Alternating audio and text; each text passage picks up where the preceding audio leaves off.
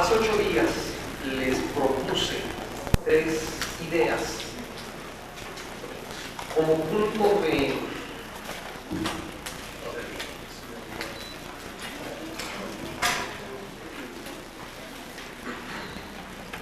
les decía que hace 8 días les propuse 3 puntos de acuerdo común para tener una base sobre la cual fincar una posible teoría de la arquitectura y también unas posibles bases de valoración de los productos de la arquitectura. Y estas ideas que les propuse eran la de que es mejor la verdad que la mentira, que es mejor la justicia que la injusticia y que es mejor lo bello que lo no bello.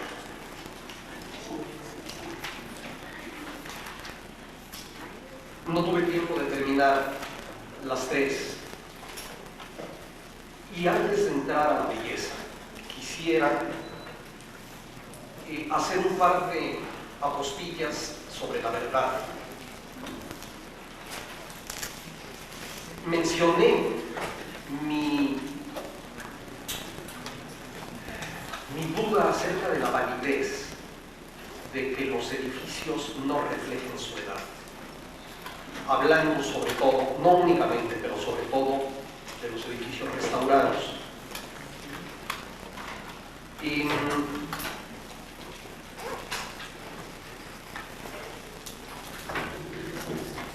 ¿Qué es lo que se restaura en un edificio? Porque uno va, por ejemplo, a Japón y se encuentra edificios de los siglos XII o XIII que tienen unos prodigiosos bajantes de bambú y uno dice, estos bajantes de bambú no pueden ser de los siglos XII o XIII. O templos shintoístas de madera en los que sucede lo mismo. Uno dice, ¿cómo puede durar tal cantidad de siglos una viga de madera? Pues resulta que no duran, obviamente, las vigas de madera siglos, ni los bajantes de bambú menos. Es decir, de un templo shintoísta de esa época no queda ni un trozo de madera original, ni un clavo de hierro original. Lo que queda original es la forma, es el diseño. Lo verdaderamente eterno es eso. No importa que los materiales perecederos se vayan renovando. Lo quiero comentar porque podríamos caer fácilmente en una selección de materiales basados en la perdurabilidad, cuando debemos, y esto solo lo menciono de pasada porque será algo de lo que hablaremos más extensamente en otra ocasión, deberíamos hacer diseños basados en una cultura que no tenemos y que tenemos que empezar a crear del mantenimiento. Pero en fin, esto será asunto de otra ocasión. Y también hablando de la verdad, quisiera mencionarles una de las grandes mentiras recientes de las últimas décadas de la arquitectura del mundo, que fue la llamada high-tech. En un edificio común y corriente que se haga en Berlín o en Tokio, la artesanía, es decir, el elemento diseñado como pieza única y realizado con las manos como pieza única por un ebanista, por decir algo, prácticamente ha desaparecido. La tecnificación de la construcción normalmente, y por desgracia, prescinde de las artesanías. Curiosamente, la arquitectura high-tech que pregonaba una arquitectura de producción industrial. Es el único lugar casi donde se ha refugiado la artesanía. Mintiendo flagrantemente. Ustedes llegan al Centro Pompidou, por seguir con un ejemplo que ya puse la vez pasada. Ustedes llegan al Centro Pompidou y encuentran que los grandes cables terminan en una especie de enormes ganchos industriales. Pero resulta que las fábricas trabajan con producción en serie. No existen fábricas en el mundo que produzcan 3 ganchos. Eso es la antítesis de la producción industrial. Esos ganchos fueron modelados por un escultor, fundidos en bronce como se funde una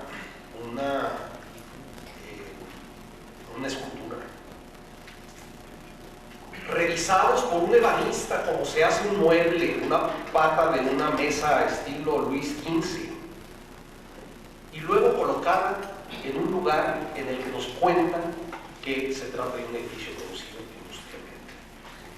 Siempre que vean ustedes este tipo de piezas deben saber que les están mintiendo, de que se trata de piezas únicas, construidas con un violín Stradivarius, que cuestan todo el dinero del mundo, que no tienen nada que ver con la técnica, que no tienen nada que ver con la economía, ni tienen que ver con nada, más que con un afán simulador. Dicho esto, entramos a uno de los terrenos más imprecisos de todos los que voy a tocar. Desde el primer día mencioné la palabra inefable y les dije que lo inefable era lo que no se podía definir con palabras. Pero también les dije que muchas veces lo inefable es lo que no es necesario definir con palabras, porque aunque sea indefinible, todos sabemos lo que significa. La belleza es, por definición, lo que escapa a cualquier definición. Desde muy antiguo se ha reflexionado sobre ella y desde muy antiguo se plantearon las dos posiciones entre las cuales se ha movido la idea de la belleza.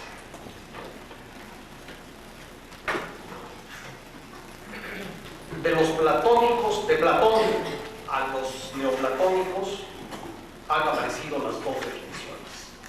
Belleza es el esplendor del orden para unos, belleza es el esplendor de la verdad para otros. Muy pronto, uno de los discípulos, uno de los seguidores, mejor dicho, de Platón, Plotino, hizo un razonamiento muy lógico acerca del esplendor del orden. Porque orden significa acomodo. Y para acomodar algo, tiene que ser un acomodo físico. Y Plotino decía, antes de que exista la creación de lo bello, tiene que haber un pensamiento bello. Y resulta que si lo bello está basado en formas y colores, el pensamiento no puede ser bello porque es inmaterial.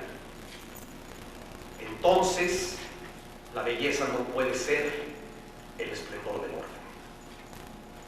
Pero fíjense ustedes cómo desde el principio se plantea, por un lado, la belleza como un hecho estético y por el otro la belleza como un hecho ético.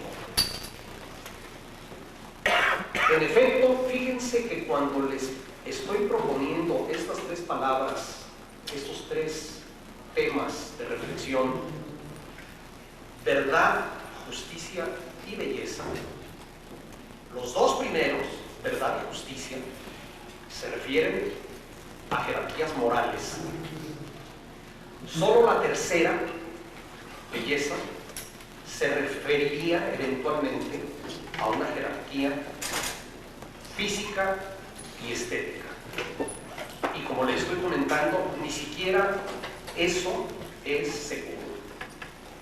El arte, como todos sabemos, no tiene nada que ver con las formas. El arte, como decía Miguel Ángel, es una cosa mental, es una cuestión de moral. Pero ya estoy yéndome a hablar de cosas que deberían venir después. Fíjense cómo, por ejemplo, y esto es algo que yo he observado con mucha curiosidad, los matemáticos hablan de belleza y de elegancia al referirse a ecuaciones, por ejemplo. Los astrofísicos también. Por cierto, a mí cada día me interesa más leer de astrofísica. Y la razón por la que leo de astrofísica es porque no entiendo nada. Y es verdaderamente maravilloso darse cuenta de que ahí hay algo prodigioso que no se entiende. Es decir, es exactamente lo que es el amor. Bueno, les comento a los que están pendientes que si quieren pueden pasar. Ahí seguimos.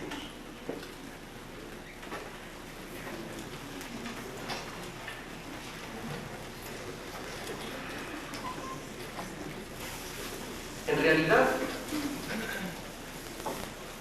el arte, voy a pasar un poco arbitrariamente de belleza a arte, a sabiendas de que no solo no es lo mismo, sino que probablemente tengan muy poco que ver una cosa con la otra. El arte, miren, cuando yo estaba, como dice García Márquez, cuando yo era feliz e indocumentado, intenté entender qué diablos era el arte y qué diablos era la belleza. Y leí a Platón y a Aristóteles, y leía a Plotino y a Filóstrato y a Heidegger y a Benedetto Croce y a muchos más que no vienen al caso.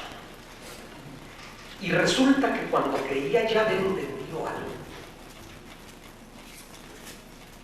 llegaba en un museo ante una obra que yo la percibía como arte y que no tenía que ver con mis definiciones, que las desbordaba totalmente.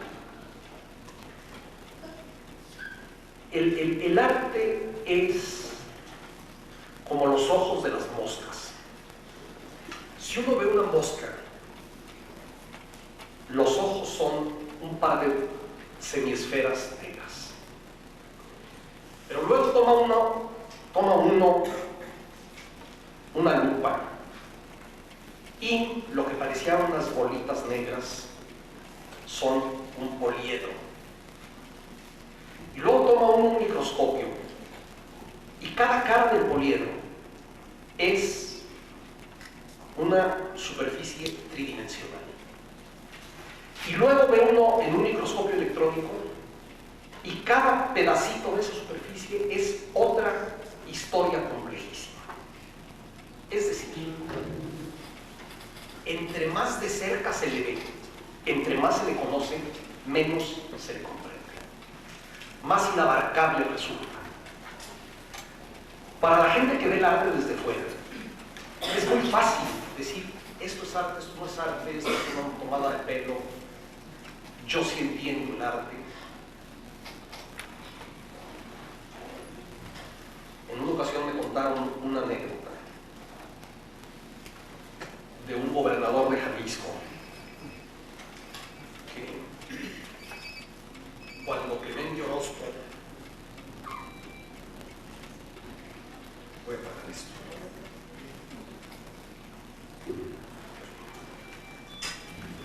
cuando Clemente Orozco estaba pintando los murales de lo que fue la Cámara de Diputados del Palacio de Gobierno de Jalisco, su última obra mural concluida, el gobernador de Jalisco llegó, que era quien le había encargado la chamba, llegó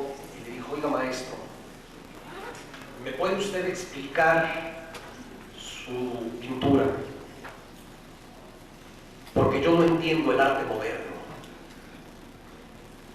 Y Clemente Orozco le respondió, ¿y el antiguo sí? Se los comento, a pesar de que es una historia bastante sangrienta hacia un gobernador, que casualmente era mi papá.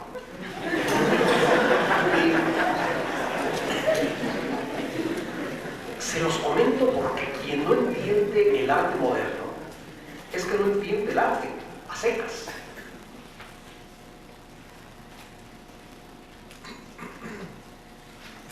Pero está evidentemente mal usada la palabra entender. El arte no se entiende. El primer día que nos reunimos aquí, cuando les conté de mi pasión por la inteligencia y mi desconfianza por la razón, les dije que la intuición es una forma de conocimiento, que el instinto también, que el inconsciente también, que el amor es una forma de conocimiento. Hay cosas fundamentales de la vida que solo entendemos cuando estamos enamorados y que no son traducibles en términos de razón. Y la poesía y el arte también son formas de conocimiento.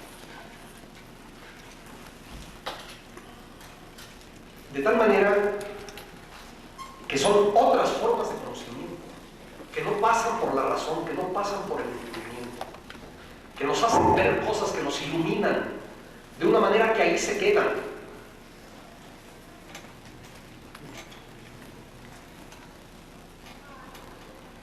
El arte no se entiende. El arte no es necesario. El arte no es moral ni inmoral. Son jerarquías que se aplican a otros órdenes de la vida. El arte es el misterio total. Y acuérdense de la frase aquella genial de García Lorca que decía: solo el misterio nos hace vivir. Solo el misterio. Eso es ciertísimo.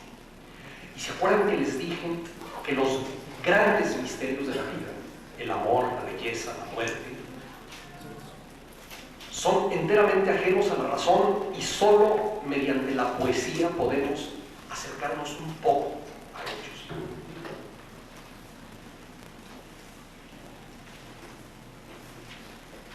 En las academias de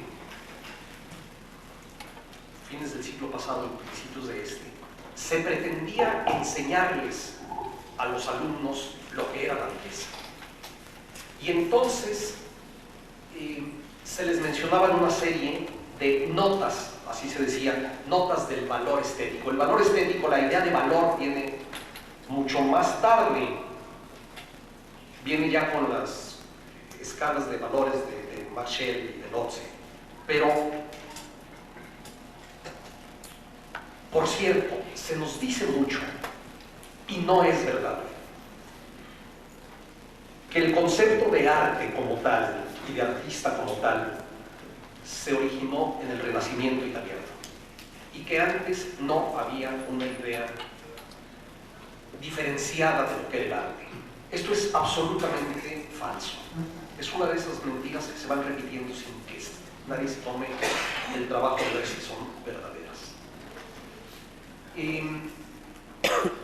Uno de los descubrimientos más emocionantes de los epígrafos que están leyendo ya con una amplitud increíble y verdaderamente maravillosa los textos mayas, uno de los hallazgos más emocionantes es el de las firmas de los artistas,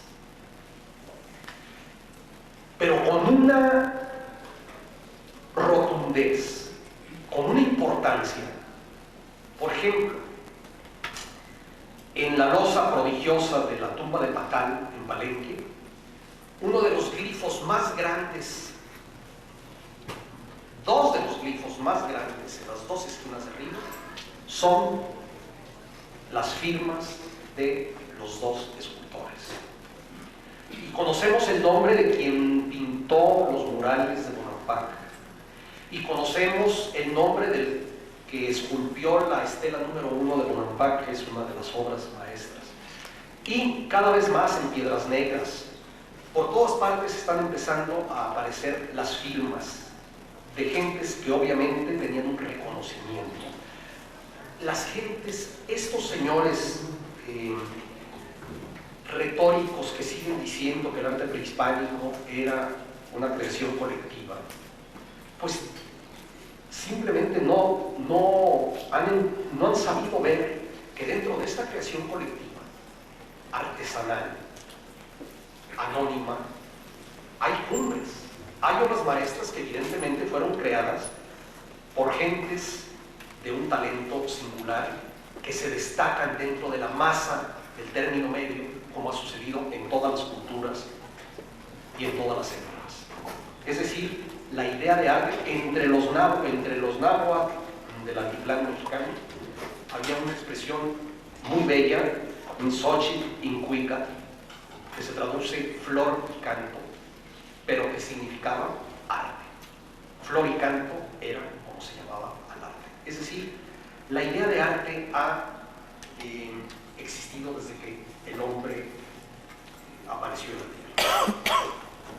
Pero vuelvo a las notas del valor estético de los académicos. Yo creo que hay algunas cosas que son interesantes y que pueden tener alguna validez. Por ejemplo, una de ellas era la unidad. Se nos decía que las obras debían tener las diferentes piezas debían formar un conjunto inseparable. Yo creo que esto es válido. Se decía también que esta unidad debía tener integridad, no debía estar mutilada.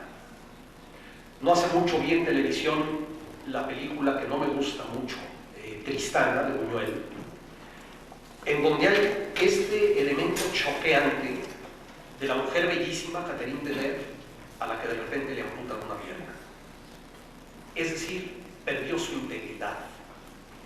Habría que hacer quizás un gran esfuerzo para seguirla viendo bella. Entonces debe tener unidad y debe tener integridad, pero al mismo tiempo debe tener contraste. Es decir, parecería que es lo contrario de unidad, y desde luego es el reforzamiento de la unidad, es el interés dentro de la unidad. La unidad existe, pero tiene muchos rostros, tiene elementos que crean esta tensión interna de la que tantas veces les he hablado y que he intentado ejemplificar de algún modo. Decían que también debe tener claridad, es decir, que no haya confusión.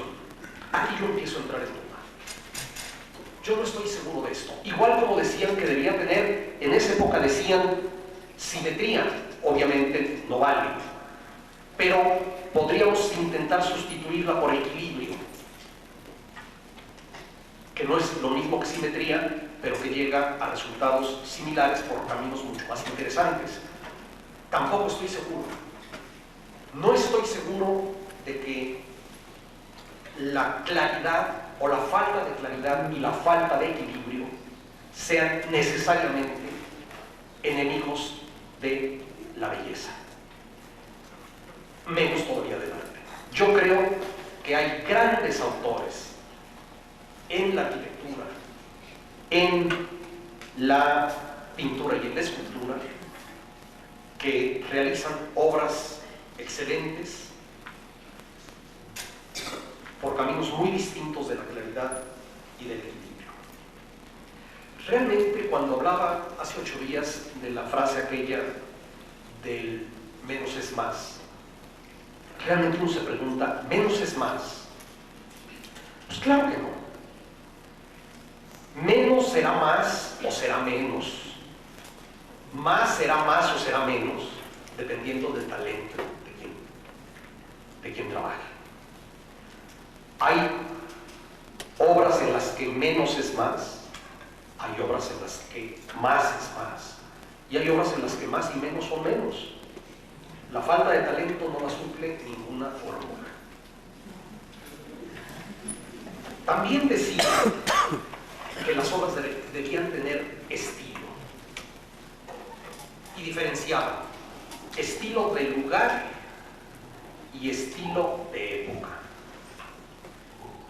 Es decir, estilo de lugar, que las obras sean reconocibles como parte de una cultura, y estilo de época, que sean reconocibles como parte de una historia. A eso habría que añadir, por encima de todo, que tengan un estilo individual, del cual ya hablé la vez pasada y voy a hablar más adelante. Decían que debería tener euritmia, una palabra totalmente olvidada. Euritmia es armonía y ritmo. Yo pienso que esto sigue siendo válido. No se nos olvide que una también de las definiciones muy repetidas de belleza es la armonía de las partes con el todo y la armonía de las partes entre sí. Yo pienso que, viendo luego qué significa armonía, ciertamente las partes deben tener una buena relación entre sí y una buena relación con el todo. Elocuencia. Ser elocuente es hablar bien, con fluidez, con propiedad, con elegancia. Lo mismo deben hacer las obras de arte.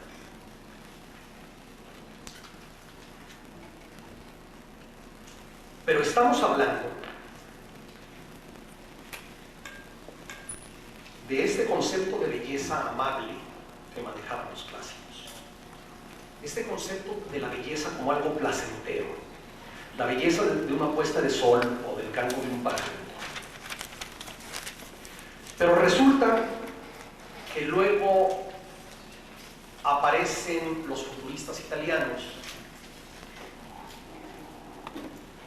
y en el manifiesto futurista Marinetti dice: es más bello un automóvil corriendo a 100 kilómetros por hora que la Venus de Samotracia. Y luego aparece, perdónenme la cursilería, el maestro Díaz Morales, cuando se refería a Platón, a Aristóteles, a Tomás de Aquino, decía nuestro padre Platón, nuestro padre Santo Tomás. Yo voy a decir nuestro padre André Breton aparece diciendo: la belleza será convulsiva o no será.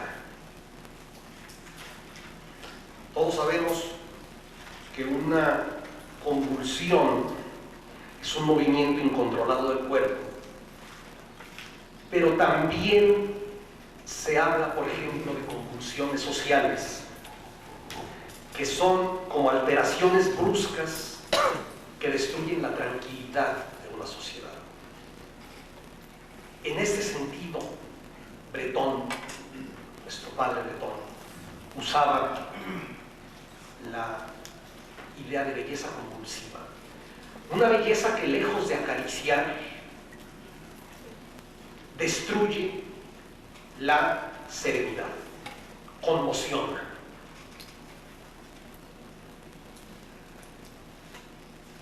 Yo he descubierto que en general en la vida, en el arte, en el amor, solo me interesa lo que me inquieta. Para mí, el adjetivo inquietante es uno de los más altos que le puedan adjudicar a algo. Lo que no me inquieta realmente me da lo mismo. Me da lo mismo que exista o que no exista. Cuando algo realmente me inquieta, que como es el caso de la belleza compulsiva, como es el caso, miren ustedes, Clemente Orozco era un hombre muy inteligente. En la única conferencia que dio en su vida, dijo: obra de arte es la creación humana de un nuevo orden. No hablaba de belleza, hablaba de un orden nuevo, nada más. Obviamente no todos los órdenes nuevos son artísticos, esto es evidente. Pero cuando una secuencia lógica, 2, 4, 6, 8, 10, ¡pum!, se quebranta, pero se quebranta de una manera determinada, no de cualquier manera. Aparece el nuevo orden, aparece la nueva propuesta, aparece el arte.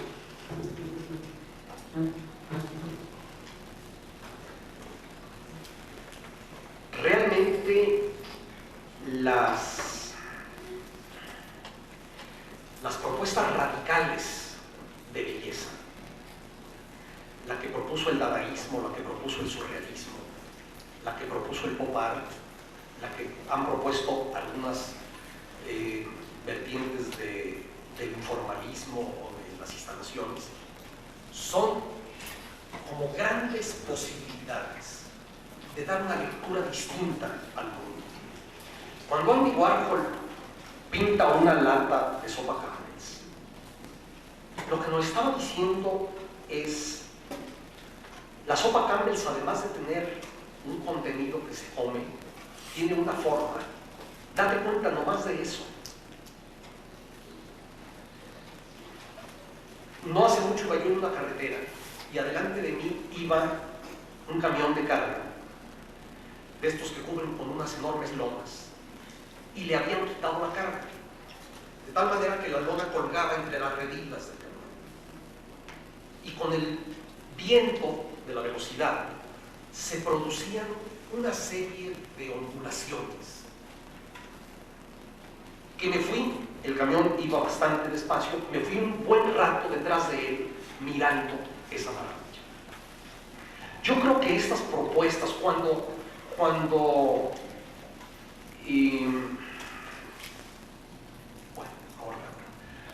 alguien pone una basinica sobre un pedestal, un urinario, y le pone el letrero urinario y lo pone en un museo, no estaba inventando un orden nuevo, estaba proponiéndonos que le diéramos una lectura distinta a un orden preexistente. Esto es el hallazgo. Es el hallazgo que les expliqué también el primer día con un poste de telégrafos, podrido y enchapotado. Esto es igual de novedoso que una pintura, una escultura o una obra de arquitectura. Es la cosa mental de la que hablaba Miguel Ángel. Es el asunto moral.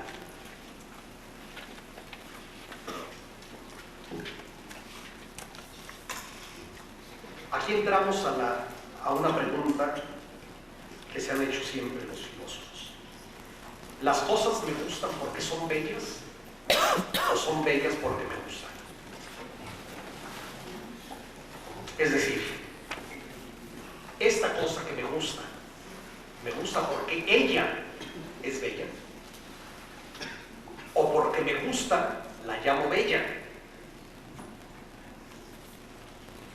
Yo pienso, es decir, la belleza reside en el objeto o reside en el sujeto. Yo pienso que la naturaleza me gusta porque es bella y que el arte es bello porque me gusta. Creo que son cosas enteramente diferentes. Yo sí creo que en la naturaleza la belleza reside en el objeto y que en el arte la belleza reside en un atributo que el que observa le pone al objeto. Y desde luego para mí las mujeres participan de las dos naturalezas. Me gustan porque son bellas y son bellas porque me gustan.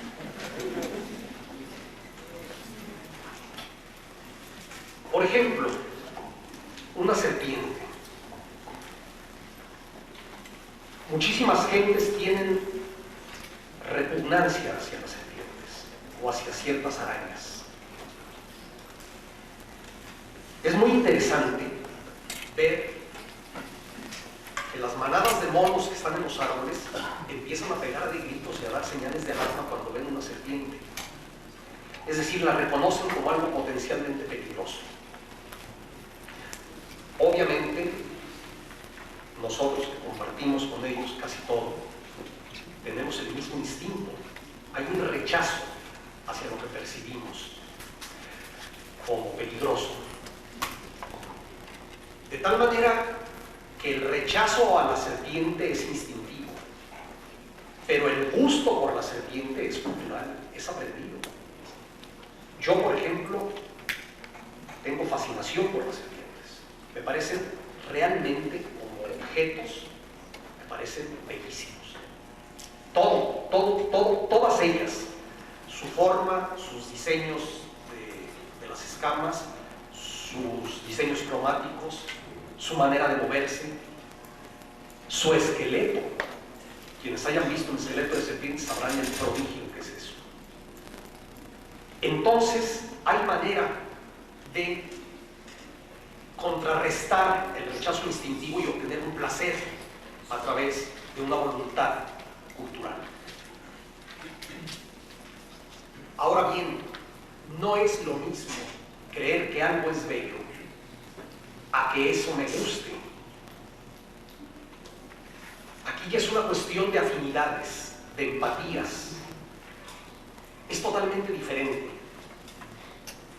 Por ejemplo, a mí, uno de los animales, o de los grupos de animales, que más me fascinan son los rinocerontes, que no son particularmente bellos. En cambio, un grupo de animales que particularmente me antipatizan son las gaviotas, que son muy bellas. No es lo mismo. Uno puede ver a una mujer preciosa y que le cae muy mal. Bueno, son o bien otras cosas que son terribles. Por ejemplo, el hongo que se forma en una explosión nuclear, que es algo que en sí mismo es pavoroso, todo lo que significa, y sin embargo, yo por lo menos soy capaz, o no soy capaz, lo que me sale es decir, qué espectáculo tan maravilloso. Son estas paradojas de la sensibilidad. Hay una estética de lo extraño, de lo grotesco, que fue, por cierto, muy bueno. Grotesco viene de gruta y fue una idea muy explotada en el Renacimiento italiano, por ejemplo. Entonces, el arte nace cuando hay alguien que lo propone como arte y alguien que lo recibe como arte. En ese momento, aquello se transfigura, se convierte en otra cosa. Acaban de inaugurar en Londres el ala contemporánea de la Tate Gallery, en una antigua planta de electricidad. Un edificio francamente muy poco valioso, una obra muy aburrida, de una simetría excesiva, algo muy poco interesante, realmente muy poco interesante. Lo acaban de convertir en la Galería Tate moderna y uno sale enamorado de ese edificio. Los arquitectos que hicieron las adecuaciones, respetuosísimas, inteligentísimas, nos propusieron que miráramos con otros ojos ese edificio, que igual pudo haber sido demolido como han sido demolidas tantas fábricas de ese lado del río Tames y Cenotes, sin que nadie protestara. Y sin embargo, ahora lo vemos y la oruga se convirtió en mariposa. ¿Qué es lo que la convirtió en mariposa? Nada cambió en el exterior, por ejemplo, del edificio. Simplemente nos dijeron, mira, como nada cambió en el urinario y como nada cambió en el poste. Nos dijeron, vengo de otra manera. Y los que lo aceptamos como tal, que en ese caso han sido prácticamente la totalidad de los que lo han visto, aquello es otra cosa. El arte, pues, es cosa mental. La misma forma tiene distintos significados.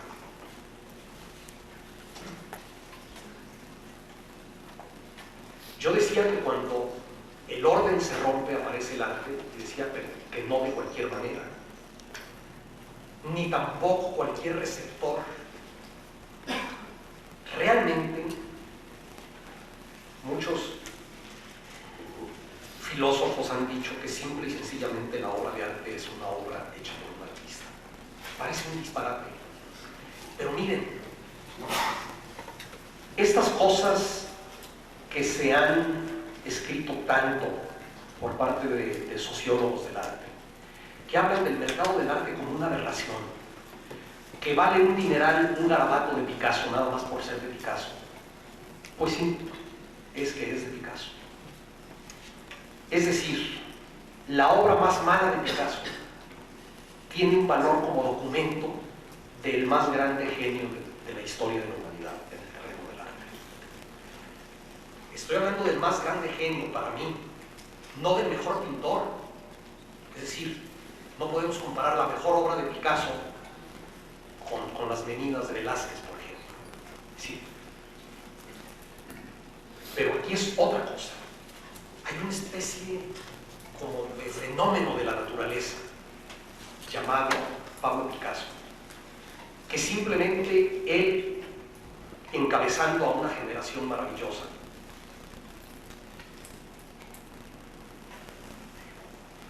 transformó la historia del arte y transformó nuestro entendimiento del arte. Y lo hicieron partiendo de la experiencia estética que les dio una de las formas despreciadas por el arte tradicional, que eran las esculturas africanas. Esculturas que las vemos como arte, pero que ni siquiera probablemente lo son, puesto que no hay diferencias individuales. Es una artesanía que propone una manera de expresar sentimientos, de una novedad, de un choque, y desde luego todo lo que es novedad causa un rechazo inicial. Pocos pueblos del mundo han tenido una escultura más poderosa y más prodigiosa que los aztecas. Sin embargo, para los conquistadores eran expresiones demoníacas y los destruían básicamente por razones religiosas, pero también por razones estéticas. Eran formas artísticas absolutamente amenazantes.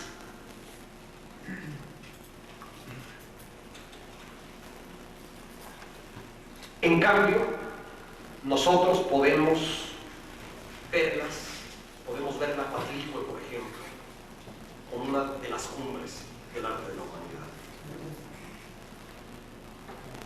Es muy curioso cómo la escultura, que fue la base de las expresiones artísticas prehispánicas y novohispánicas,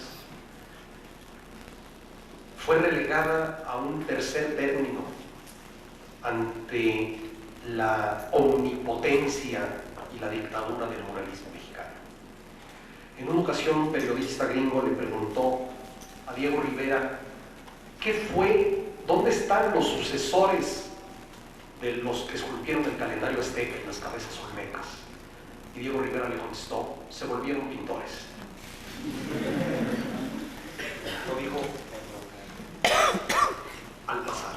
Entonces, ni cualquier persona es capaz de crear el nuevo orden, ni cualquier receptor de percibirlo.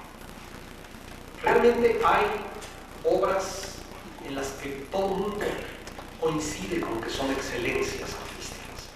La Gioconda, Leonardo da Vinci, la Venus de Milo, qué sé yo. Pero también, aunque a mucha gente le siga pareciendo más allá de su sensibilidad, ellos creen que de su entendimiento, pero es de su sensibilidad, aquí la hay un consenso entre la gente más sensible, entre la gente que realmente tiene una actitud receptiva, en que el Guernica de Picasso es otra punta. Entonces, bueno, no me quiero adelantar más porque quiero llegar luego a esto. En resumen, el arte y la belleza son algo que se propone. Alguien nos dice: yo te propongo que aceptes esto como bello. Yo te propongo que aceptes esto como artístico. Para los que lo aceptamos, automáticamente aquello lo es. Para los que no lo aceptamos, aquello no lo es. Ahora bien, no, vuelvo a repetir, no es lo mismo la opinión estética del director del Museo del Louvre que la de mi abuelita. No lo es. La belleza, el arte, no es algo tan subjetivo como dice. Pero a eso voy a llegar aquí un momento. Obviamente, hay otras consideraciones aquí también. Hay otras consideraciones en la aceptación de la belleza del arte. Por ejemplo, la nostalgia. Cuando yo estaba estudiando sociología del arte, el maestro Jean Cassou siempre preguntaba: a ver, ¿por qué nos parece más bonita una locomotora de vapor que una locomotora ultramoderna? Ahora sería, en aquella que no existía, de levitación magnética. Realmente hay factores nuestros que tienen que ver con estas cosas. Nadie se atrevería a destruir un Ford Modelo T, por ejemplo, porque ya adquirió una jerarquía que le da el tiempo y que le da la nostalgia. No hay más que eso.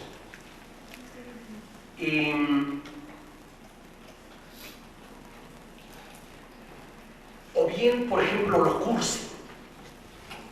Lo cursi.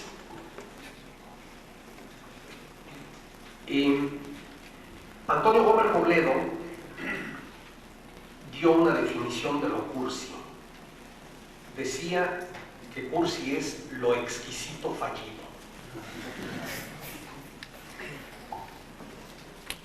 Y luego, lo kitsch, lo que los franceses llaman bon pied, que es una forma de lo cursi. Por cierto, la palabra cursi no tiene traducción en ningún idioma.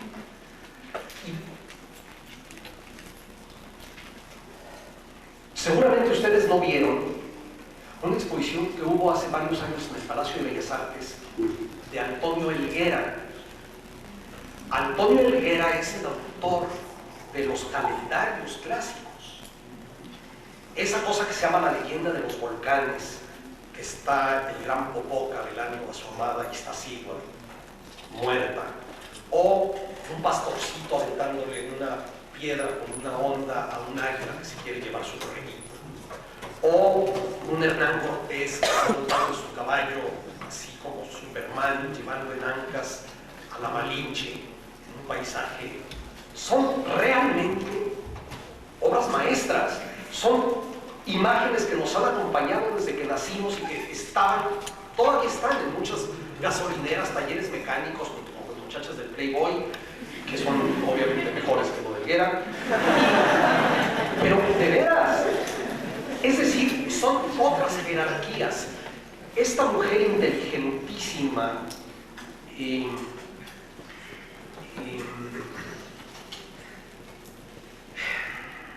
Dios mío, hoy no es mi día. Susan Sontag, que escribió aquel libro Viaje a Hanoi, que fue como un icono para mi generación, para la gente de izquierda de mi generación, inventó en los 60 una palabreja que no sé de dónde se le ocurrió, que era lo camp. Y la definición que ella daba de lo camp es lo que es malo hasta lo gozable. Son jerarquías, uno puede disfrutar. Cuando Agustín Lara dice, el hastío es pavo real que se aburre de luz en la tarde, por ejemplo, es la cursilería, la melcocha, la ridiculez más prodigiosa. Realmente estas jerarquías son parte de los valores estéticos, es parte del arte, de este arte que, como decía Picasso, el arte es una mentira que dice la verdad. Volvemos a la misma historia. Entre los hechos estéticos y los éticos no hay diferencia. Todo es lo mismo. La belleza es el esplendor del orden y de la verdad. La estética y la ética no son más que una misma cosa. La cultura no es aquello que sabemos, sino aquello que somos. Y lo que somos es lo que sabemos, pero no únicamente lo que sabemos. Cuando hablamos de la cultura maya, por ejemplo,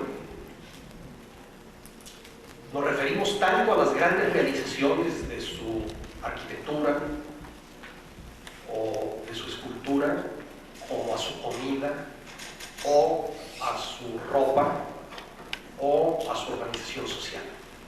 Es decir, una cultura es una manera de entender el mundo y de entender nuestra relación con el mundo y con los demás seres humanos.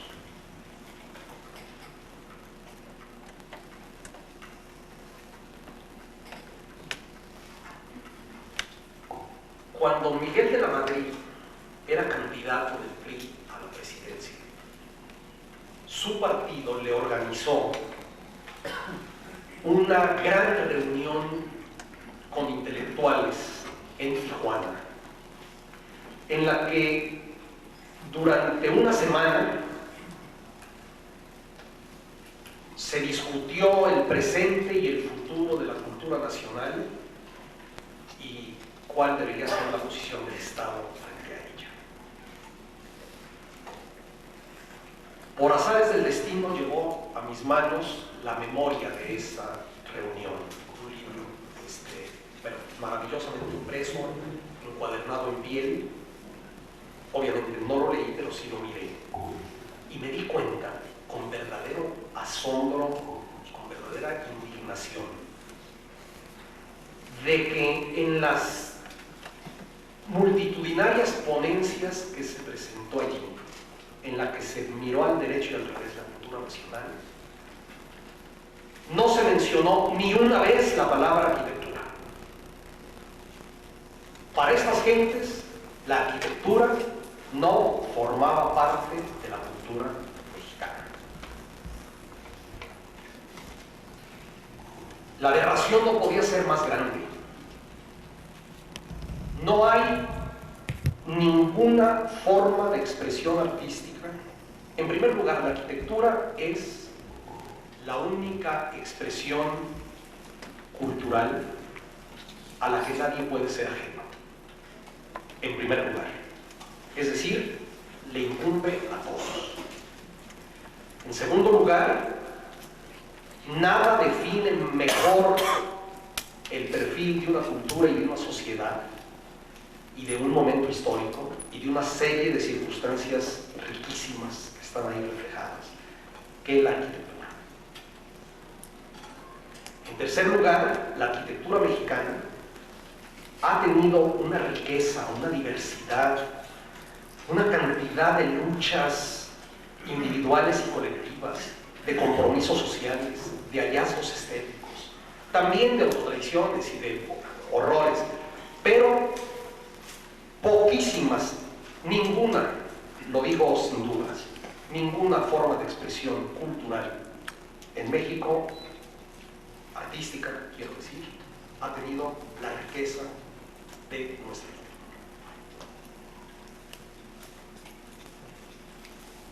Eso está cambiando. Cada día la arquitectura es más un tema de interés colectivo, cada día la prensa le dedica más espacios. Hay algunos arquitectos que se han vuelto ya figuras públicas, conocidas, reconocidas, admiradas.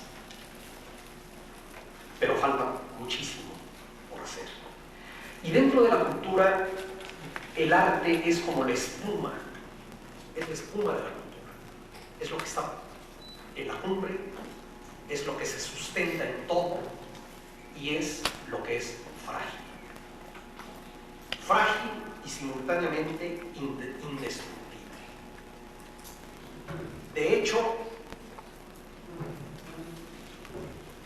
la cultura es lo que permite que las sociedades y los países, por lo tanto, evolucionen y sigan siendo ellos mismos.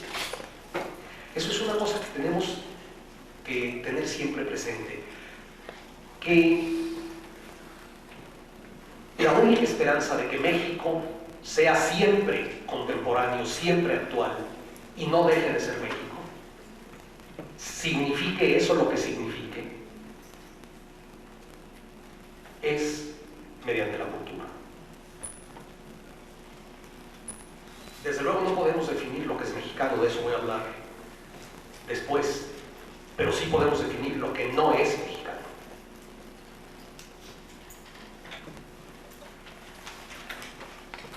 Insisto en que eso es una cosa de el arte y la naturaleza tienen muchos puntos en común, muchísimos. También el arte y la sociedad tienen muchos puntos en común. Pero vuelvo a la naturaleza. Miren ustedes, este es un asunto que solo voy a mencionar de paso. Yo pensaba detenerme un poco, pero ya no hay tiempo. Pero palabras que emplean los biólogos, los naturalistas, para la naturaleza, se pueden transcribir casi exactamente a la cultura. La palabra evolución, la palabra mutación, los eventos externos como determinantes para esta evolución, que serían las influencias externas en el caso de la cultura, el oportunismo evolutivo, que serían las modas en el caso de la cultura, la migración genética, la deriva genética, la selección natural en el caso de la biología, selección cultural en nuestro caso, el aislamiento, las filogenias, la evolución convergente, la evolución paralela, la evolución pautada, son términos biológicos, y muchos otros, son términos biológicos que tienen una transcripción casi literal en la cultura. Desde luego la naturaleza también busca la belleza y gasta mucho en belleza. Gasta tanto que en ocasiones la búsqueda de la belleza ha conducido a la desaparición de especies. Si ustedes ven, por ejemplo, una gota de agua, sigue un principio de eficiencia. Pero si ustedes ven el plumaje de un pavo real, la eficiencia es lo último que cuenta. Hay una verdadera intención estética en la naturaleza, empleada para fines de jerarquía social o de reproducción. Pero la belleza es un valor de la naturaleza, no es un azar. Hay toda una evolución. Es emocionantísimo ver, por ejemplo, que los paleontólogos dicen que en el Cámbrico, esta etapa pionera del Paleozoico, en el Cámbrico, cuando hubo la primera gran explosión de formas de vida, la naturaleza inventó por primera vez los colores. Esto es una maravilla. Es como los hechos poéticos de la naturaleza.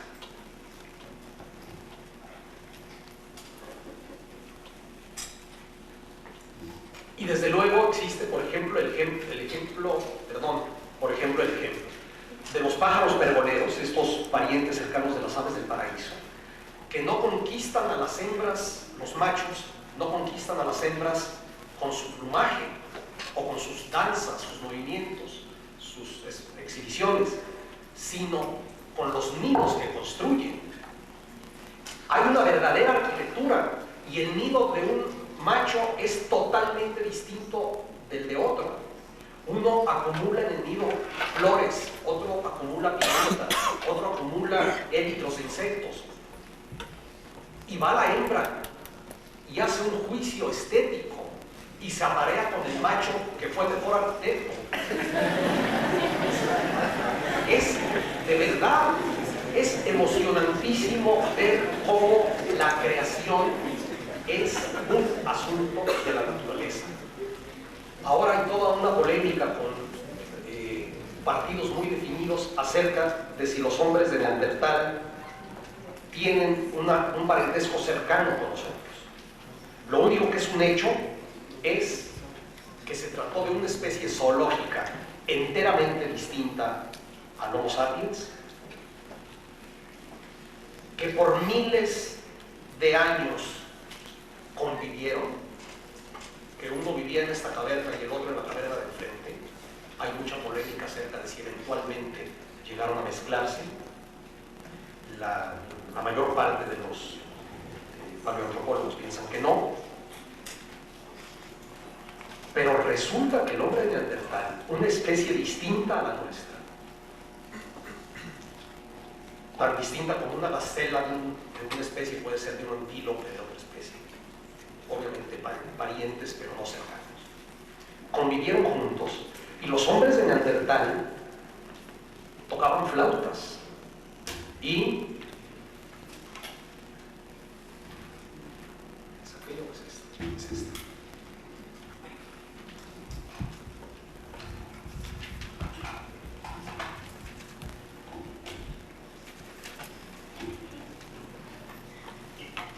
Tocaban flautas y hacían pinturas y enterraban a sus muertos cubiertos de pétalos de flores. Es decir,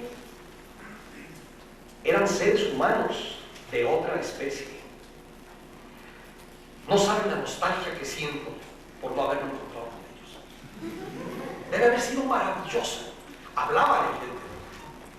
La zona del cerebro que controla el habla estaba igual de desarrollada que nosotros y tenían un volumen cerebral más grande que el nuestro.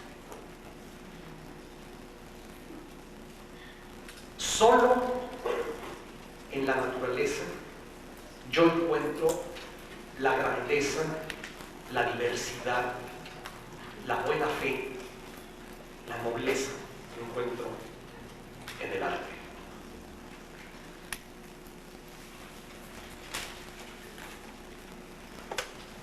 Obviamente, la cultura es el terreno privilegiado para el cuestionamiento. El papel de la cultura es cuestionarlo todo. El papel de la cultura es pensar que las cosas pueden ser diferentes y mejores. La cultura siempre es un acto de fe y de esperanza. La cultura es la vanguardia de la sociedad y la espuma de la cultura que es el arte con mayor razón. El arte siempre va por delante de las convenciones del momento. Y al decir siempre, quiero decir siempre. En el Quattrocento italiano había talleres de pintura que producían según los estilos de un siglo antes, para una clientela poco cultivada. Y al mismo tiempo el Quattrocento italiano estaba cambiando la imagen del arte de la tierra. El que ahora haya gentes que hacen arquitecturas arcaizantes, eso ha existido siempre y lo va a seguir existiendo. Siempre habrá clientela para eso. Y siempre habrá la señora que compra una marina estilo impresionista, así sea lo más chafa imaginable.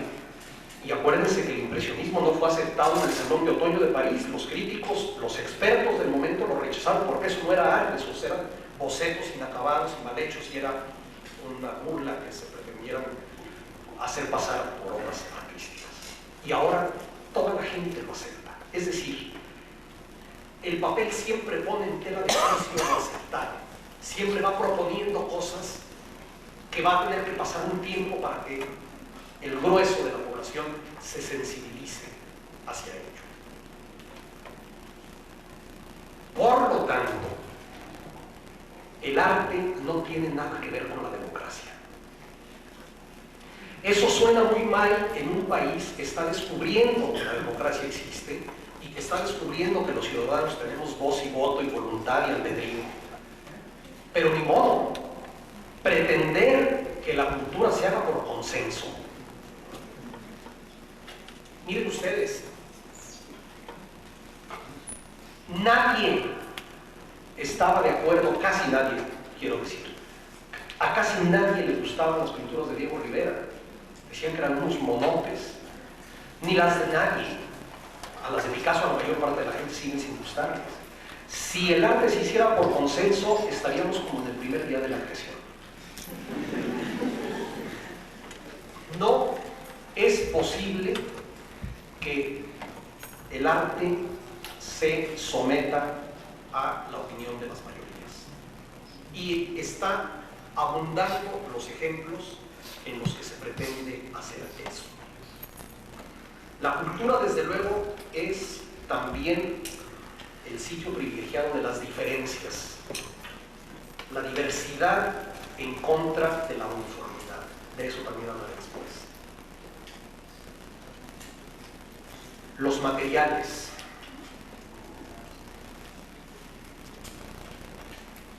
Miren ustedes, decía que hay muchos paralelismos entre el arte y la naturaleza. En cambio, no hay muchos paralelismos entre el arte y las ciencias. En las ciencias hay métodos, hay procedimientos, en el arte no. Al igual que en la naturaleza, lo que se dice es la manera como se dice.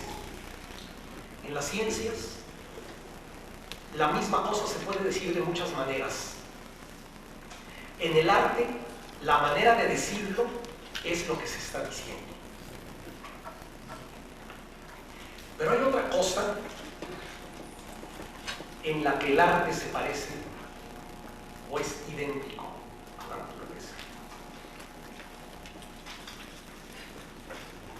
Al igual que la naturaleza, el arte evoluciona, el arte cambia, pero no progresa. Esto es algo que me parece de la más grande importancia.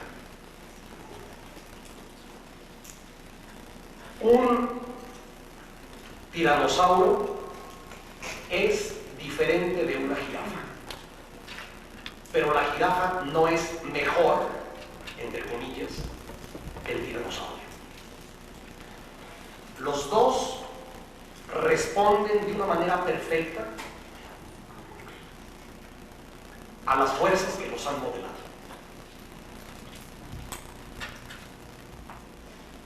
Los dos son cumbres insuperables. Con el arte sucede exactamente lo mismo. El arte cambia, pero no progresa.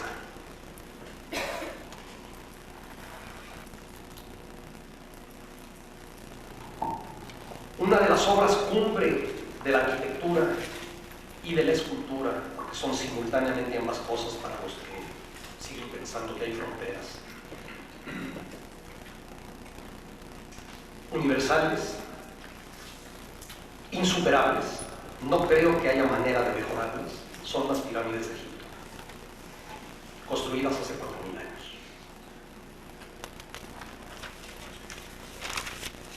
Y las pinturas hechas con rayos láser el día de ayer no son por el hecho de estar hechas con rayos láser, lo podrían ser eventualmente, pero no por estar hechas con las técnicas ultramodernas, son mejores que las pinturas de las cavernas de Altamira. El arte no progresa. El arte camina hacia adentro, no hacia adelante. Es la única actividad humana que nació adulta, que nació perfecta, que nació terminada.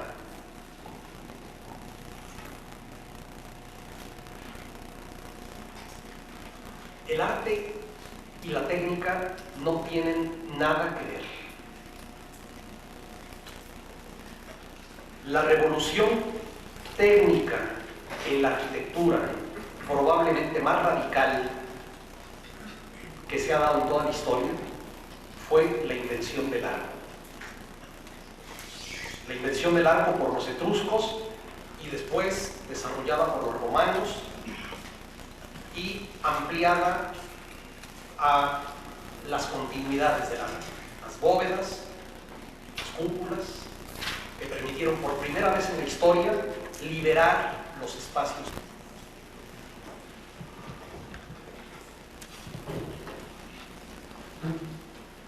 A mí me resulta,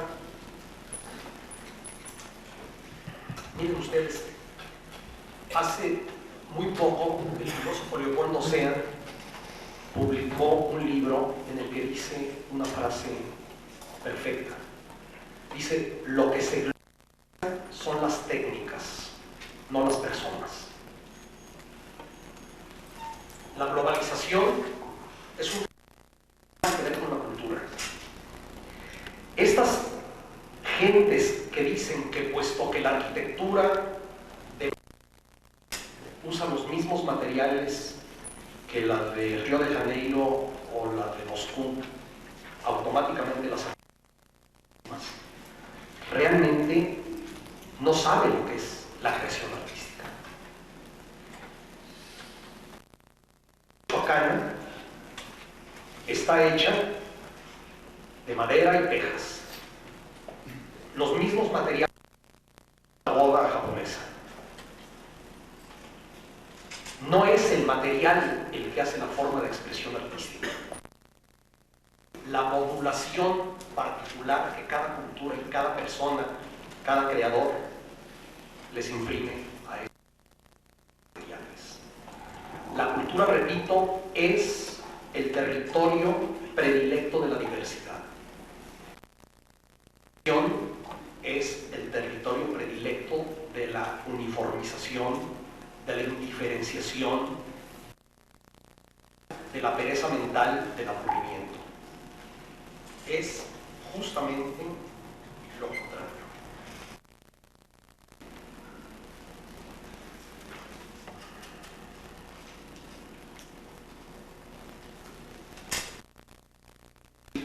La arquitectura se vale de las técnicas, pero el arte reside en otro lugar.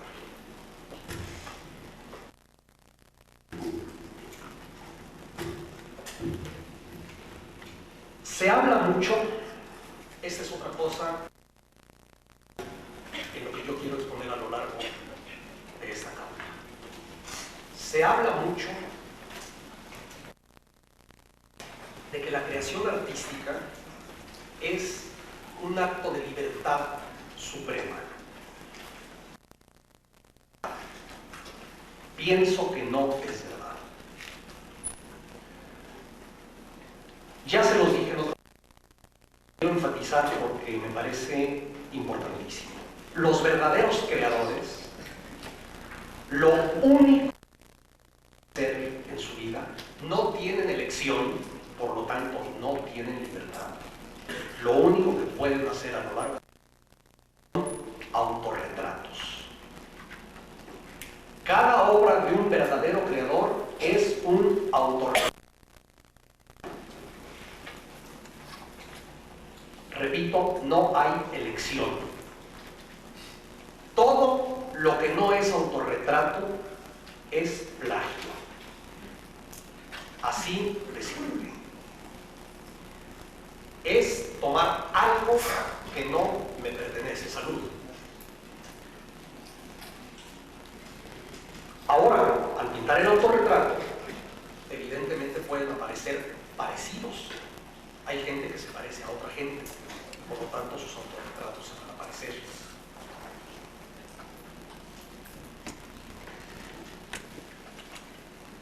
En este autorretrato, ¿se acuerdan que cuando hablé de la verdad hace 8 días? Decía que la primera verdad que debe manifestar una obra de arte es el autor. Y mencionaba la frase de Ortega y Gasset: yo soy yo y mis circunstancias. Es a través del artista, a través del autorretrato, donde las circunstancias aparecen. Sigue habiendo y nunca va a terminar la controversia entre qué porcentaje de la personalidad de una persona es heredada, es decir, es genética, y qué porcentaje es aprendida, es cultural, es producto de la experiencia. Sea como sea, en el autorretrato ambas partes deben estar presentes.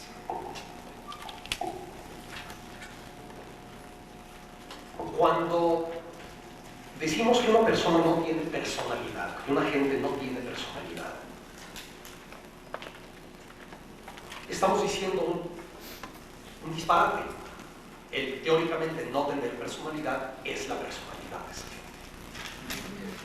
Pero cuando decimos que alguien tiene mucha personalidad, estamos diciendo otra cosa. Estamos diciendo que esa persona tiene singularidades. Las singularidades es lo que crean las identidades de las personas y de las naciones.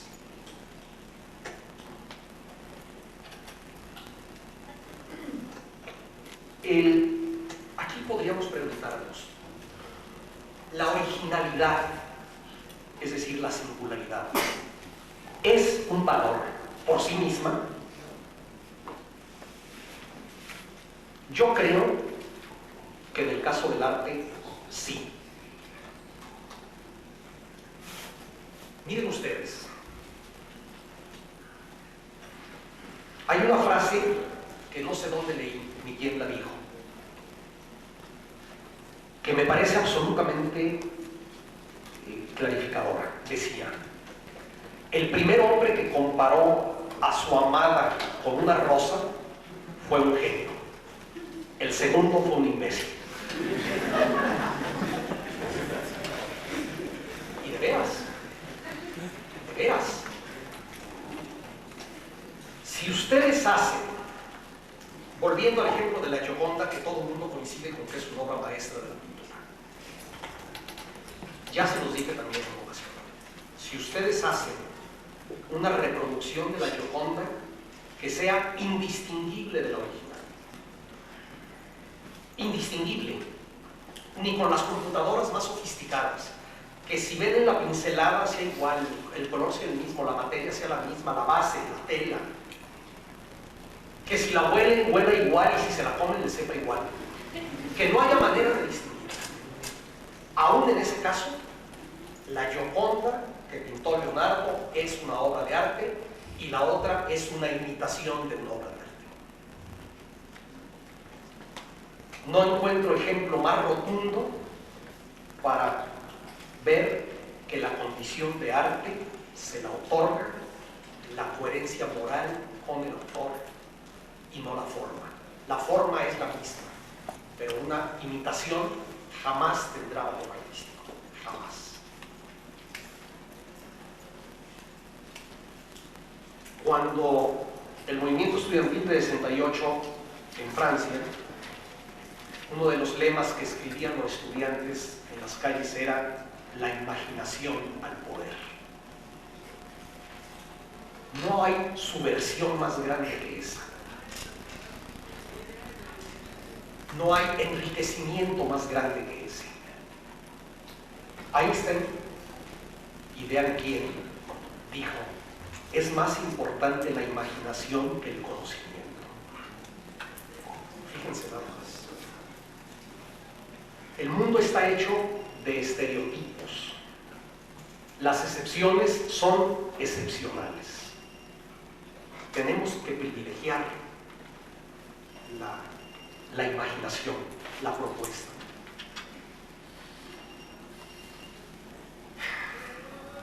¿Me aguantan 5 minutos más? Miren ustedes. Llegamos a un asunto muy delicado. ¿La arquitectura es un arte? ¿Sí o no? Repito, tenemos la tendencia a clasificarlo todo, a colgarle etiquetas a todo, a crear fronteras inexistentes, a inventar fronteras inexistentes. Cuando yo era niño, me enseñaban en la escuela que había 3 reinos de la naturaleza: el animal, el vegetal y el mineral. Si excluimos el mineral, que no pertenece al terreno de la biología, nos quedábamos con 2 reinos vivos: el de los animales y el de las plantas.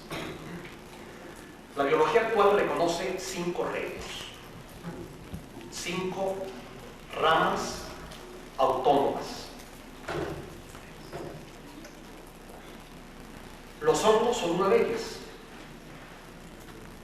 A mí de niño me decían que los hongos eran plantas, pero eran plantas que no tenían nada que ver con las plantas. Así de simple. Ni tenían clorofila, ni tenían raíces, se reproducían de otra manera. Algunos de ellos en las etapas tempranas de su vida se pueden mover. No están hechos de celulosa. Están hechos de una materia más bien parecida a la de las uñas y los cuernos de las vacas. Y se nos decía que eran plantas porque en algún lugar había que acomodarlos. Y lo mismo pasa con los dinosaurios, volviendo al ejemplo. Se nos dijo siempre que eran reptiles, y también cada vez se ve más que su relación con los reptiles es francamente aleatoria. Se acaba de descubrir hace cosa de un mes por primera vez un fósil en que una resonancia magnética demostró que el corazón de los reptiles era de 4 cavidades como el de las aves y los mamíferos. Por lo tanto, se reforzó la hipótesis de que eran de sangre caliente, por lo tanto, etcétera, etcétera, etcétera. Y sin embargo, los seguimos clasificando como reptiles por comodidad. O las lampreas, que las clasificaban entre los peces. Se nos decía que los vertebrados eran mamíferos, aves, reptiles, vertebrados y peces. Pues no, las lampreas eran peces a fuerzas. Ahora no son peces. Bueno, ¿qué pasa con la arquitectura? ¿Es un arte como las demás artes? ¿O la clasificamos entre las artes como los hongos entre las plantas? Los siguientes ejemplos. Yo creo que la arquitectura eventualmente es un arte. Quiero ser muy claro. Pensamos que la buena arquitectura es un arte y la mala arquitectura no. Justamente yo quiero decir lo contrario. No lo contrario. Lo que quiero decir es que hay gran arquitectura que es arte y que hay también gran arquitectura que no es arte. Les pongo un ejemplo. Hace medio siglo, el CAPSE, creó un aula rural prefabricada con casa anexa para el maestro. En ella se combinaban piezas prefabricadas de producción industrial con materiales y mano de obra locales. Las piezas de producción industrial estaban pensadas de tal manera que podían llevarse a lomo de mula hasta las partes más remotas de la Sierra Tarahumara o de donde ustedes quieran. Que puesto que usaba materiales y técnicas locales, tenía una adaptación a distintas condiciones climáticas. Esas aulas rurales además permitían que el maestro viviera allí con su familia. Esas aulas rurales, que se produjeron por decenas o quizás centenas de miles, permitieron resolver con excelencia un problema arquitectónico, un problema de uso, con economía, con sabiduría, con atención a las personas concretas y a sus culturas, al medio ambiente. No tengo ninguna duda en decir que esas aulas rurales son una obra maestra de la arquitectura mexicana. Y por supuesto, no tienen nada que ver con el arte. Nada. Hay muchísimos ejemplos similares. Muchísimos.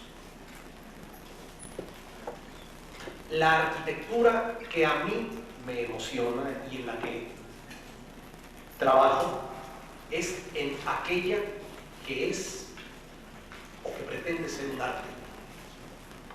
Pero insisto, la arquitectura tiene una doble posición. Por un lado es una actividad de servicio y por otra, evento. La actividad de servicio es siempre, en la que es arte y en la que no. Y eventualmente puede llegar a ser un arte. Calificarla como arte sin más descalifica a la gran arquitectura no artística, que para mí es digna de veneración.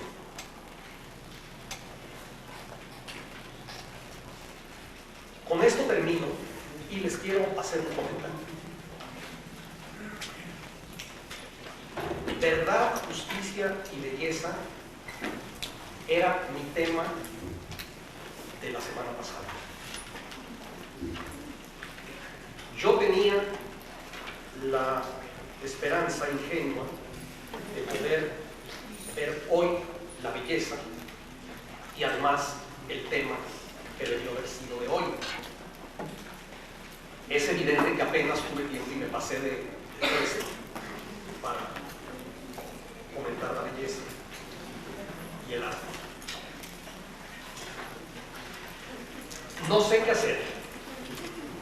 Hay tres posibilidades. Una de ellas es que tengamos otra sesión adicional. Que me temo, no se los puedo decir de cierto, pero me temo que no podría ser un jueves más, porque yo tengo casi seguro un viaje inmediatamente terminando la última sesión aquí. Entonces no podría estar ahí. Ahora bien, yo no quisiera suprimir ninguna de las cosas que quería comentar con ustedes, pero las dos últimas sesiones son de otra índole, como se los expliqué el primer día. La penúltima es para platicar acerca de mi trabajo y la última para platicar con ustedes. Podría suprimirse una de esas dos. No sé qué hacer. Desgraciadamente, tuve hace 15 días, como se acuerdan, que cancelar una decisión porque me enfermé. Entonces, no sé realmente, les propongo propongo que lo piensen y que lo comentemos la semana próxima. Así que hasta entonces, gracias.